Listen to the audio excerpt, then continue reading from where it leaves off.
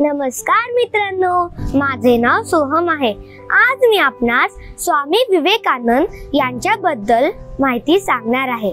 स्वामी विवेकानंद अर्थात नरेंद्रनाथ विश्वनाथ दत्त यांचा जन्म 12 जानेवारी 1863 मध्ये कोलकाता येथे झाला होता। स्वामी विवेकानंद यांचा जन्म दिवस राष्ट्रीय युवा दिवस म्हणून साजरा केला जातो। श्री रामकृष्ण परमहंस यांनी नरेंद्रनाथांना दीक्षा देऊन त्यांचे नामकरण स्वामी विवेकानंद असे केले होते। स्वामी विवेकानंद हे थोर विचारवंत होते। त्यांचे एक एक शब्द आपल्याला ऊर्जा देत असतो, आपल्याला जीवन जगण्याचा मार्ग दाखवून जीवन सफल व यशस्वी बनवण्याची शक्ती देतो। आज मी आपणास स्वामी विवेकानंद यांचे प्रेरणादायी विचार सांगणार आहे। अनुभव हा आपला सर्वोत्तम गुरु आहे आणि जोपर्यंत जीवन आहे तोपर्यंत शिकत राहा।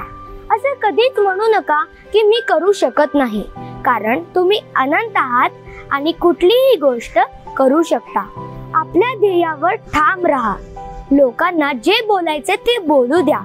एक दिवशी हीच लोक तुमचे गुणगान करतील। धैर्य, जागे व्हा। ध्येय पूर्ण होईपर्यंत थांबू नका। चिंतन करा, चिंता नाही।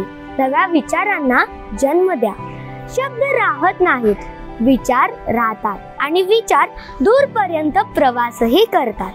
हे होते स्वामी विवेकानंद यांचे काही मौल्यवान विचार। धन्यवाद।